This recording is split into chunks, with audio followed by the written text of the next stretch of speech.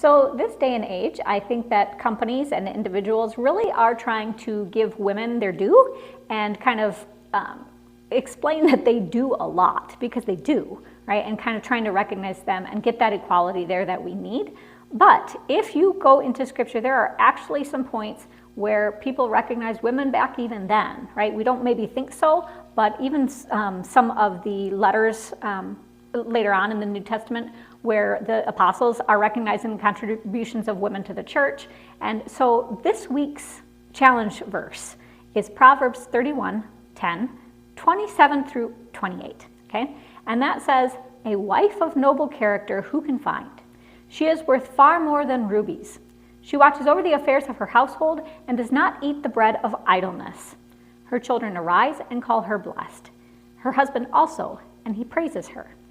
Now, I don't really want to make this, so much a gender thing, but the focus really that I want to have on this verse is the noble character. It's really important to understand that this verse is kind of explaining that if it weren't for these women who had this noble character, a lot of things would not happen, okay? But if you just want to extend that a little bit and say, for everybody, what does a noble character even mean, right? And so for this week, what I want you to do is just contemplate that a little bit, and I want you to make a list of the traits that you associate with nobility. What does it really mean to be a noble person? And the other part of this is, especially if you see a noble woman on your team, go give her some kudos. Tell her what you see, because a lot of times, I'm telling you, women in the workplace, they struggle so much and they don't want to say it because they don't want to be perceived as weak, right? They want to just make sure that they are doing what they have to do.